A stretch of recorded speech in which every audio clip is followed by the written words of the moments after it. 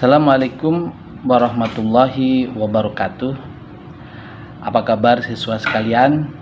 Semoga kalian semua selalu sehat ya, dan terus semangat untuk selalu belajar. Kali ini kita akan melanjutkan pembelajaran kita pendidikan agama Islam SMP kelas 7. Tapi sebelumnya, bagi yang belum subscribe channel ini, silahkan untuk klik tombol like dan subscribe agar dapat membantu Pak Musoni membangun channel ini. Terima kasih. Untuk selanjutnya, yuk kita ikuti materi selengkapnya. Pada kesempatan kali ini kita akan belajar tentang materi beriman kepada Allah Subhanahu wa Ta'ala. Pertama,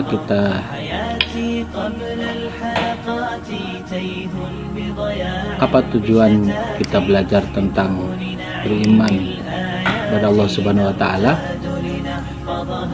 Yang pertama adalah standar kompetensinya, kita bisa meningkatkan keimanan kepada Allah Subhanahu wa Ta'ala melalui pemahaman terhadap sifat-sifat Allah Subhanahu wa Ta'ala. Kemudian kompetensi dasarnya diharapkan siswa bisa membaca ayat-ayat Al-Quran yang berkaitan dengan sifat-sifat Allah. Yang kedua, bisa menyebutkan arti-arti ayat-ayat Al-Quran yang berkaitan dengan sifat-sifat Allah. Kemudian bisa mencerminkan perilaku yang mencerminkan keyakinan akan sifat-sifat Allah. Langsung saja kita ini materinya. Kita akan membahas tentang apa itu pengertian beriman kepada Allah Subhanahu wa Ta'ala. Kemudian sifat-sifat wajib bagi Allah, sifat-sifat mustahil bagi Allah. Yang keempat, sifat jaiz bagi Allah. Yang kelima, sikap yang mencerminkan iman kepada Allah. Jika cukup waktunya, ini akan kita sampaikan dalam satu sesi. Nanti jika waktunya tidak mencukupi, maka materi ini kita akan split menjadi 2 sesi ya. Pertama, langsung saja kita masuk ke pengertian beriman kepada Allah.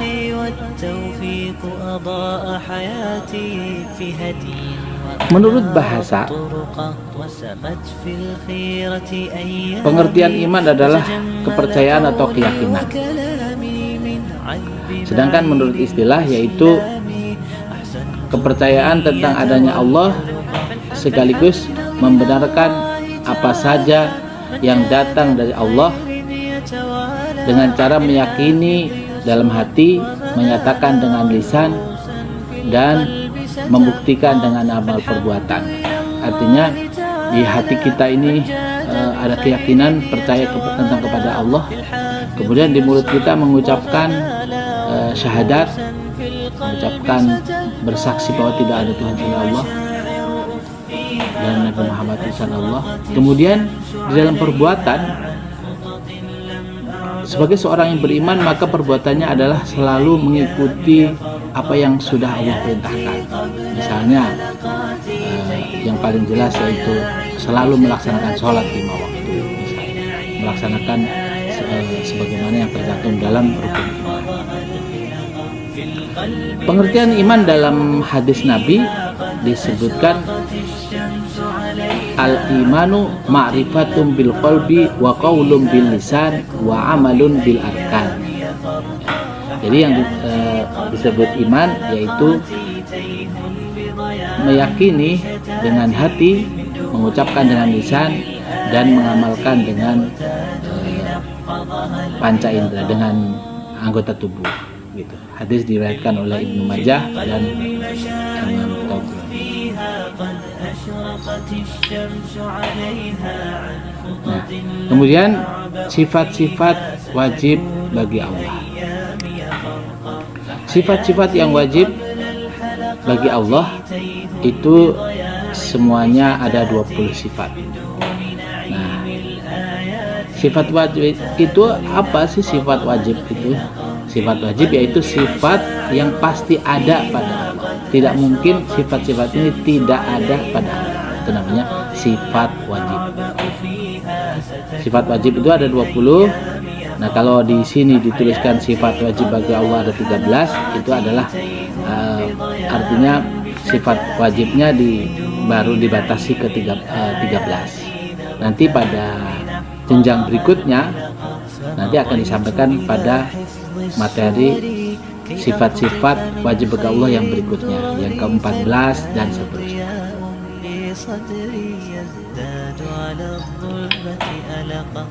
Kemudian sifat mustahil bagi Allah.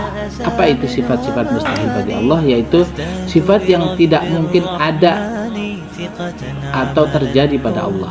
Ya, ini juga jumlahnya ada 20 sifat. Ya, ini kalau ditampilkan sifat wajib wujud, sifat mustahilnya ada. Wujud artinya ada, Allah itu ada. Sifat mustahilnya adalah adam, artinya Allah tidak ada. Nah, ini adalah mustahil.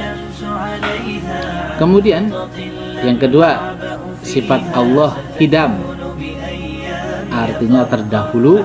Kemudian sifat mustahilnya hudus, bahwa Allah itu baru. Baru itu apa artinya? Baru itu melalui proses yang tidak ada. Misalnya kita ini manusia itu kan tadinya tidak ada, kemudian ibu kita mengandung kita, mulai ada tuh, kemudian lahir ke dunia, kemudian nanti tidak ada lagi, yaitu meninggal. Bako yang ketiga, yaitu sifat fana atau sementara. Sifat bako yaitu kekal. Allah itu maha kekal, sedangkan makhluk itu sifatnya fana atau rusak. Kalau manusia mati, kalau kursi rusak, bahkan alam dunia ini pun akan mengalami kehancuran, yaitu adanya hari kiamat dan seterusnya dan seterusnya. Ini sifat-sifat berikutnya, keseluruhannya ada 20 sifat. Kemudian yang ketiga, yaitu yang pertama itu ada tadi sifat wajib, yang kedua sifat mustahil, yang ketiga adalah sifat jaiz. Apa itu sifat jaiz? Yaitu sifat yang mungkin ada pada Allah. Apa itu sifat yang mungkin bagi Allah? Yaitu Allah itu berhak berbuat sesuatu atau tidak, itu terserah Allah. Itu namanya sifat jaiz bagi Allah. Allah itu bisa, boleh berbuat sesuatu atau tidak berbuat sesuatu. Tidak ada yang mengekang Allah. Allah itu kalau ibarat bahasa kitanya adalah terserah, mau seperti apa itu terserah Allah. Ya ternyata materinya kita cukupkan dulu sampai sekian. Yang pertama ada kita bahas tentang pengertian, yang kedua adalah tentang sifat Allah yang ada 3, yaitu yang pertama sifat wajib, yang kedua sifat mustahil, dan yang ketiga adalah sifat jaiz. Demikian, terima kasih. Assalamualaikum warahmatullahi wabarakatuh.